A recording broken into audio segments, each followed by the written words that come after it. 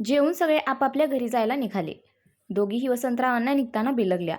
मी जे काही सांगितले ते दोघींच्याही लक्षात राहू दे. दोघींनीही हसत घरातल्यांचा निरोप घेतला. आता पुढे. घरी गेल्यावरही शौर्य त्याच्याच विचारात तिला हरवलेला दिसला. ती फ्रेश होऊन आली तरी तो अजूनही मोबाईलमध्येच गुंतला होता. शौर्य, कोण आहे? कुठे? कोणीच नाही. शौर्यने फोन बंद केला आणि तोही फ्रेश व्हायला निघून गेला. श्रुतीने शौर्यचा फोन घेतला पण त्याच्या फोनला लॉक होतं. आज पहिल्यांदा त्याच्या फोनला लॉक होतं. श्रुतीला काहीच कळत नव्हतं.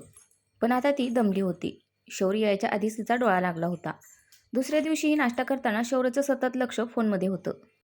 एरवी सर्वांना टोकणारा शौर्य आज मात्र स्वतः फोनमध्ये गुंतला होता. शौर्य, श्रुतीने त्याला हाक मारली. तो वर न बघताच म्हणाला. श्रुतीने उठून त्याच्या हातातला मोबाईल घ्यायचा प्रयत्न केला. तसा फोन खाली पडला. काय यार श्रुती? शौर्य तिच्यावर जवळजवळ ओरडलाच.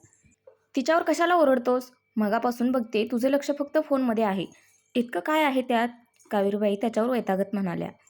काय? कुठे काय? काहीच नाही म्हणत त्याने फोन खिशात ठेवून दिला. बरं निघायचं का? श्रुती त्याला म्हणाली. मला उशीर होतोय. झालंच. त्याने जवळजवळ नाश्ता तोंडात कोंबला होता.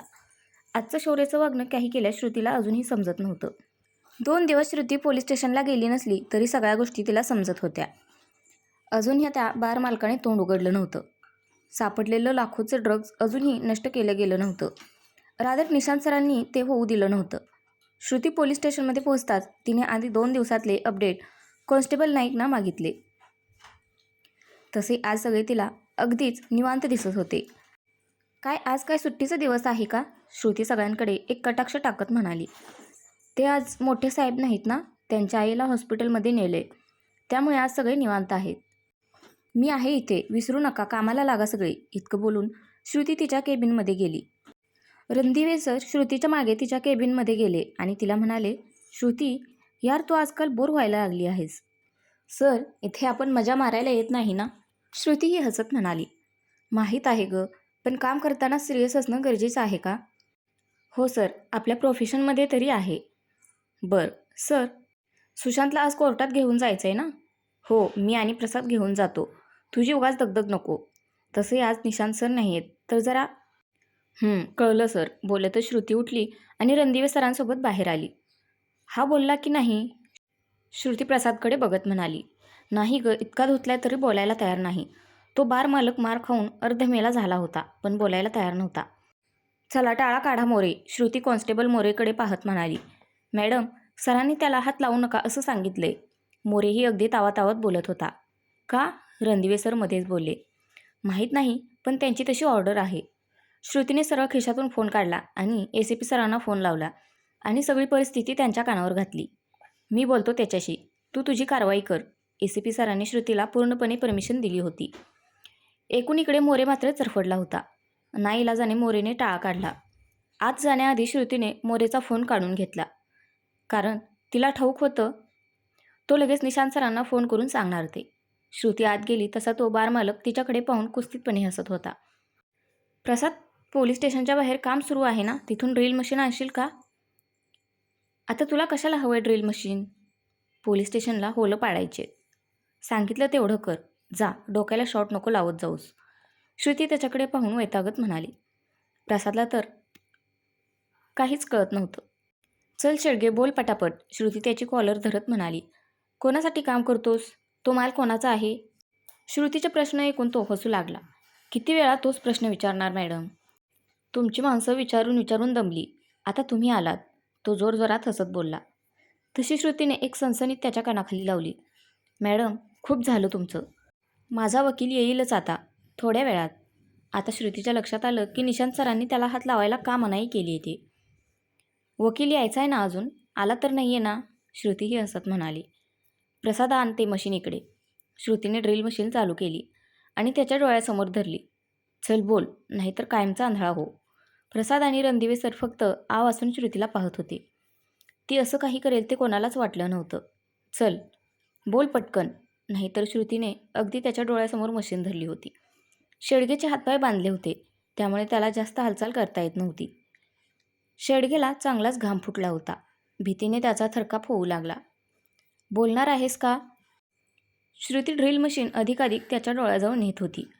सांगतो, तो घाबरतच बोलला.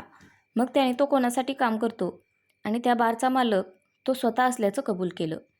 त्याचा काळा धंदा कळू नये म्हणून तो बार त्याने त्याच्या मेहुण्याच्या नावाने घेतला होता. त्याने ज्या ज्या लोकांची नावं सांगितली ती ऐकून रणदिवे सर पण हडबडले. सर, ह्याचा वकील अजून आला नाही आहे, तर याचा लेखी जबाब नोंदवा आणि त्याच्यावर ह्याची सही घ्या.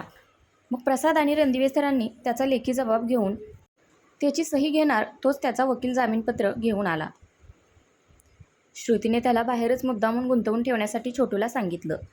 छोटूही मुद्दाम त्या वकिलाच्या गाडीसमोर आला आणि मग पोलीस स्टेशनच्या बाहेर भांडणाला सुरुवात झाली. तोपर्यंत सईने इकडे शेडगेच्या सह्या घेतल्या आणि ACP सरांना फोन करून सगळं काही सांगितलं. शेडगे गुन्हेगार आहेत हे सिद्ध झालं होतं. अखेर वरून ऑर्डर आली आणि शेडगेचा जामीन रद्द झाला. शेडगेचा वकीलही आल्या पावली परत निघून गेला. वकील गेल्यावर श्रुतीने मोरेला त्याचा फोन परत केला. मोरे, निशांत सरांना गुड न्यूज दे. तेवढंही श्रुती हसत बोलली आणि तिच्या केबिनमध्ये गेली. तिच्या पाठोपाठ रणदिवे सरही तिच्या केबिनमध्ये गेले. धन्य आहेस तू, रणदिवे सर श्रुतीसमोर हात जोडत म्हणाले. सर, अशा लोकांशी असंच वागायला लागतं. आज त्याला बोलतं केलं नसतं तर तो जामिनावर बाहेर पडला असता आणि पुन्हा आपण पहिल्याच जागेवर आलो असतो. हो, हे अगदी बरोबर बोललीस बघ तू. अशा केसेसमध्ये असंच घडतं नेहमी. बरं सर, आज सुशांतला कोर्टात घेऊन जायचं आहे ना? हो, पण मी आणि प्रसाद जातो, तू नको. पण का सर? श्रुती, सुशांत ही यांच्याच गँगमधला आहे. त्याला सोडवण्यासाठी प्रयत्न तर होणारच. सर, मी इतकीही वीक नाही आहे. श्रुती, प्रश्न तू वीक असण्याचा नाही आहे. तू सध्या प्रेग्नेंट आहेस हे तू विसरतेस. त्यामुळे तू पोलीस स्टेशनमध्ये थांब, आम्ही जातो. सर, पण तसा काही प्रकार घडला तर काय करायचं? ते मी तुम्हाला सांगत नाही, श्रुती रणदिवे सरांना डोळा मारत म्हणाली. तू माझी सिनियर आहेस की मी, हेच मला कळत नाही. रणदिवे सर तिला दाखवत हसत हसत तिच्या केबिनमधून बाहेर पडले. रणदिवे सर आणि प्रसाद सुशांतला घेऊन कोर्टात गेले. जाताना श्रुतीने सांगितल्याप्रमाणे कॉन्स्टेबल मोरेलाही घेऊन गेले. श्रुती तिच्या केबिनमध्ये तिचं काम करत बसली. 2 दिवस नसल्याने ती सगळा फाईल चाळत बसली. 1 तासाभरात श्रुतीला रणदिवे सरांचा फोन आला. श्रुतीची शंका खरी ठरली होती. सुशांतला वाचवण्यासाठी त्याची माणसं आली होती. कोर्टात जाताना सुशांतच्या माणसांनी फायरिंग केली होती. प्रसादच्या हाताला गोळी चाटून गेली होती. मोरेच्या पायाला गोळी लागली होती. सुशांत पळून जायच्या तयारीत होता, पण प्रसादने त्याला जागीच ठार केलं होतं. सुशांतला गोळ्या लागलेल्या पाहून त्याची माणसं पळून गेली. कॉन्स्टेबल मोरे आणि प्रसादला घेऊन कॉन्स्टेबल नाईक हॉस्पिटलला गेले आणि रणदिवे सर सुशांतची बॉडी घेऊन पोस्टमार्टमसाठी घेऊन गेले. श्रुती विचार करत चेअरवर डोकं टेकून शांत बसली होती.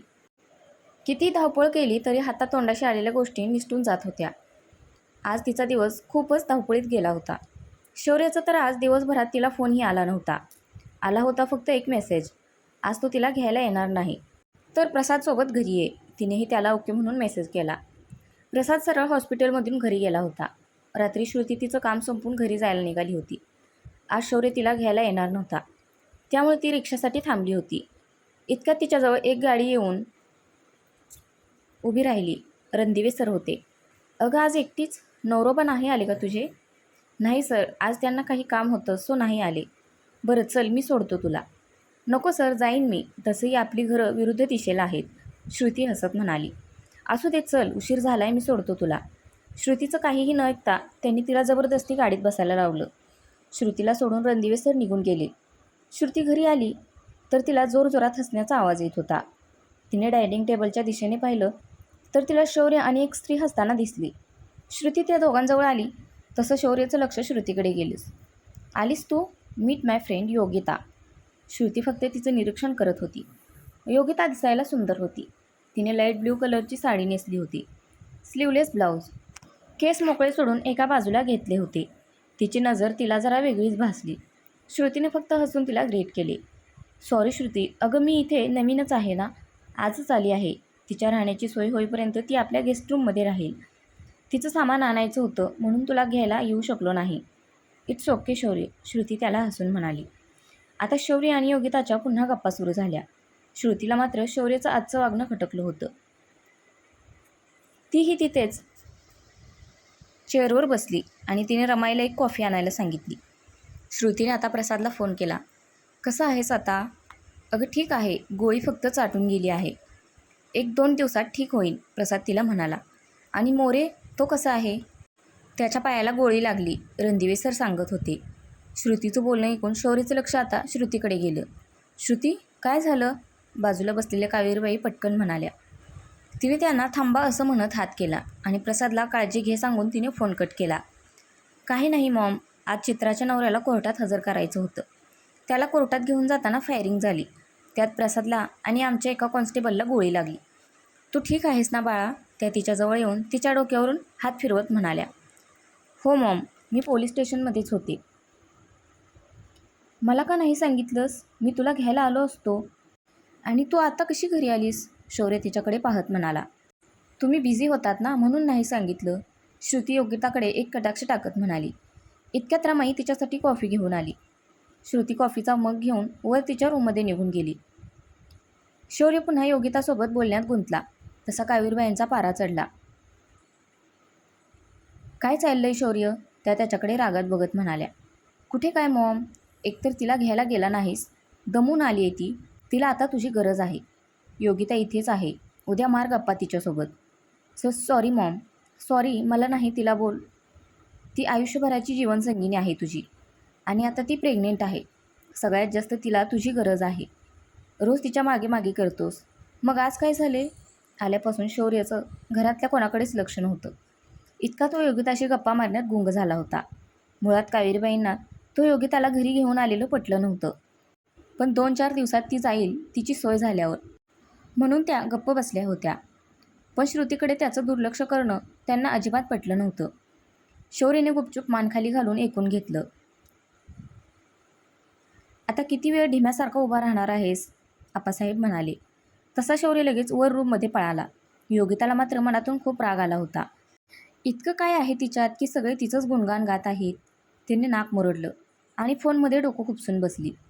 श्रुती कॉफीचा मग घेऊन टेरेसवर झोपाळ्यावर जाऊन बसली. तिच्याही नकळत तिचा हात तिच्या पोटावर गेला. तिचं पोट आता वाढलं होतं. युनिफॉर्म घालताना तिला ते अधिक जाणवायचं. बेबी, डॅडा कसा वागतोय बघितलंस ना? मला नाही आवडलं डॅडाचं आजचं वागणं. तुला आवडलं नाही ना? शौर्यने टेरेसच्या दारात उभं राहून तिचं बोलणं ऐकलं आणि तो लगेच आत तिच्याजवळ येऊन बसला आणि त्याने तिला तसंच मिठीत घेतलं. श्रुतीने अजून युनिफॉर्म चेंज केला नव्हता. शौर्यने अचानक जवळ घेतल्यामुळे ती थोडी अवघडली होती. शौर्यने तिच्या मानेवर स्वतःचा चेहरा फिरवला आणि तिच्या कानाजवळ तिला ऐकू जाईल अशा आवाजात सॉरी म्हणाला. पण श्रुती काहीच बोलली नाही. सोना, काय झालं? सॉरी ना. मला माहिती असतं तर मी नक्कीच तुला घ्यायला आलो असतो. इट्स ओके शौर्य, श्रुती त्याचा हात बाजूला करत म्हणाली आणि उठून फ्रेश व्हायला बाथरूममध्ये निघून गेली. शौर्याच्या आता लक्षात आलं होतं की श्रुती त्याच्यावर रागावली आहे ते. श्रुती फ्रेश होऊन आली तरी शांतच होती. शौर्याने पुन्हा तिला जवळ घेतले. बोलणार नाही आहेस का? शौर्य, ती नक्की कोण आहे? जेलस, शौर्य मुद्दाम तिला चिडवत म्हणाला. जाऊ दे, मला बोलायचंच नाही आहे, श्रुती त्याच्या हाताचा विळखा सोडवत म्हणाली आणि शौर्यने तिला अजूनच घट्ट आवळले आणि तिच्या मानेवर हलकेच ओठ टेकून दातांची मोहर उमटवली. आहा, श्रुतीच्या तोंडून हलकेच आवाज बाहेर पडला. शौर्य, नको ना. पण शौर्यने तिचा चेहरा स्वतःकडे वळवला आणि तिच्या ओठांचा ताबा घेतला. त्याशिवाय ती शांत होणार नाही, त्याला ठाऊक होतं. तीही आता त्याला प्रतिसाद देऊ लागली. दोघांचेही श्वास आता जड झाले होते. तसे दोघेही बाजूला झाले, पण शौर्यने तिला पुन्हा घट्ट मिठीत घेतलं. शौर्य, भूक लागली आहे, जेवायला जाऊया? श्रुतीने केविलवाण्या चेहऱ्याने त्याला विचारले. तोही हसला आणि दोघेही जेवायला खाली आले. आता मात्र शौर्य तिच्याजवळून हलला नाही, नाहीतर त्याला अजून काय काय ऐकावं लागलं असतं. त्याचं त्यालाच माहीत होतं. दुसऱ्या दिवशी शौर्य आणि योगिता तिला सोडून कॉलेजला निघून गेले. श्रुतीला खरं तर शौर्यकडून योगिताविषयी जाणून घ्यायचं होतं. त्यात आज योगिता दिवसभर शौर्यसोबत असणार ह्या विचाराने ती अस्वस्थ झाली होती. पण तिने ते विचार झटकले आणि ती तिच्या कामाला लागली. त्यात आज प्रसादही तिच्यासोबत नव्हता, त्यामुळे आज कामाचा लोड तिच्यावरच होता. कालच्या हल्ल्याने थोडी खळबळ माजली होती. पेपरात बातमीही छापून आली होती. सुशांतच्या मृत्यूच्या बातमीने चित्रा मात्र खुश झाली होती. सुंठी वाचून खोकला जो गेला होता, तिच्या आयुष्यातली सुशांत नावाची काळी सावली कायमची दूर झाली होती. रोज सतत तिला फोन करून तिची काळजी करणारा शौर्य आज जणू तिला हरवल्यासारखा वाटत होता. कारणही तसंच होतं. रोज किमान त्याचे 3-4 फोन तरी यायचे तिच्या काळजीने. पण कालपासून त्याने एकदाही फोन करून ना तिची चौकशी केली ना त्यांच्या बेबीची. रोज त्याच्या फोन करण्याने चिडणारी ती आज त्याचा फोन न येण्याने चिडत होती. नको नको ते विचार तिच्या मनात डोकावत होते. शेवटी तो तिचा नवरा होता आणि त्याच्यावर फक्त तिचा हक्क होता. चित्राला तिने कसंबसं सहन केलं होतं, पण योगिता, तिला पाहूनच तिच्या डोक्यात तिडीक गेली होती. मेकअपची दुकान कुठली विचारतच श्रुती बोलून गेली. कोण मेकअपची दुकान? रणदिवे सरांनी श्रुतीला प्रश्न केला. मी काही बोलले का? श्रुतीने त्यांच्याकडे आश्चर्याने पाहत म्हणाली. कारण ती तर मनातल्या मनात बडबडत होती, पण शेवटचं वाक्य रागाच्या भरात तिच्या तोंडून गेलं होतं. श्रुती, काही प्रॉब्लेम आहे का? रणदिवे सरांनी तिला विचारलं. कुठे काय नाही सर, ते असंच. तिच्या मनाची घालमेल तिला सांगता येणार नव्हती. संध्याकाळी पुन्हा शौर्याचा तिला मेसेज आला. तो कॉलेजच्या कामासाठी पुण्याला जातोय, उद्या येईल. श्रुतीने फक्त ओके म्हणून त्याला मेसेज केला. आज तिचं चित्त थाळ्यावर नव्हतं. सारखे शौर्याचे विचार तिच्या डोक्यात घोळत होते. फोन करून विचारावं तर संशय घेतल्यासारखं होईल, म्हणून ती फोन करायला फोन हातात घ्यायची आणि पुन्हा ठेवून द्यायची. कितीही नवरा बायकोचे विचार नाही पटले, वाद झाले, तरी कोणती स्त्री तिच्या नवऱ्याला दुसऱ्या स्त्रीसोबत शेअर करू शकत नाही. दिवस तिने कसा तरी ढकलला होता, पण शौर्य रात्री नसणार ह्या विचाराने ती पुन्हा अस्वस्थ झाली. घरी जायची वेळ झाली तरी आज तिचा पाय निघेना. रणदिवे सरांनी तिला न राहून विचारलेच. काय मॅडम, नवऱ्यासोबत भांडण झाले का? नाही, बोलतानाही तिचा चेहरा पडलेलाच होता. मग घरी नाही जायचं का? आजही पतिदेव येणार नसतील तर बंदा आपकी खिदमत में हाजिर है. रणदिवे सर झुकत श्रुतीला म्हणाले. तसं तिच्या चेहऱ्यावर हसू आले. काय सर तुम्ही पण? अरे मग काय करणार, सकाळपासून तोंड पाडून बसलीस. पोलीस स्टेशन में तो आज सन्नाटा है, श्रुती भाई की चुपी की वजह से. श्रुती पुन्हा हसली. सर काहीही काय, बरं चल मी सोडतो आज पण. ओके म्हणून श्रुती तिची बॅग भरू लागली. श्रुती रणदिवे सरांसोबत घरी जायला निघाली. गाडीत बसल्यावर ती शौर्यला पुन्हा फोन करू लागली, पण शौर्यचा फोन स्विच ऑफ येत होता. म्हणून मग तिने घरी फोन केला आणि शौर्य गेले का म्हणून ती विचारू लागली. तिने योगिताविषयीही विचारले तर कावेरीबाईंनी ती आजचा दिवस तिच्या कुठल्या तरी मैत्रिणीकडे गेल्याचं सांगितलं. ओके म्हणून श्रुतीने फोन कट केला. श्रुतीला आता पुन्हा विचारांनी घेरले. शौर्य तर म्हणाले ती नवीन आहे इथे, तिचं इथे कोणीच नाही. मग ही मैत्रीण लगेच कुठून पैदा झाली? तिने आता शौर्यला पुन्हा फोन करण्याचा प्रयत्न केला, पण त्याचा फोन स्विच ऑफ येत होता.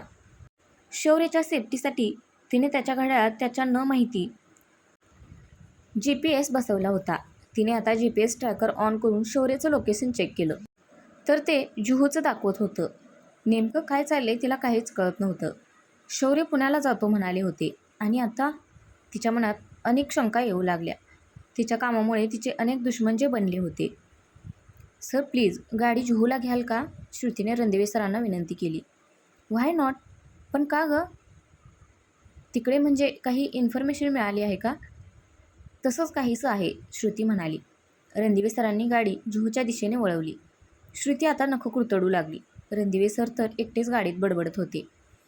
श्रुतीचं त्यांच्या बोलण्याकडे अजिबात लक्ष नव्हतं. तिच्या डोक्यात शौर्याच्या विचारांनी गर्दी केली होती. शौर्य सुखरूप तर असेल ना ह्या विचाराने ती पुन्हा अस्वस्थ झाली. काही वेळातच ते दोघे जुहूला श्रुतीने सांगितलेल्या ठिकाणावर पोहोचले. एका फार्म हाऊसचं लोकेशन होतं ते. तिने रणदिवे सरांना गाडीतच बसायला सांगितलं. काही वाटलं तर फोन करते म्हणाली आणि ती लगेच त्या फार्म हाऊसमध्ये गेली. श्रुती सिव्हिल ड्रेसमध्ये होती म्हणून तिला वॉचमॅन तिला आत सोडेना. तिने तिचं कार्ड दाखवल्यावर त्याने सॅल्यूट करून लगेच तिला आत सोडलं. श्रुती आत गेली तर सगळीकडे पार्टीचा माहोल होता. तिला शौर्याचे 1-2 मित्र दिसले. आता तिची नजर शौर्याला शोधू लागली. ती चालत अजून पुढे गेली आणि समोरचे दृश्य ती पाहतच राहिली. तर फ्रेंड्स, आजचा भाग कसा वाटला नक्की कमेंट करून सांगा. धन्यवाद.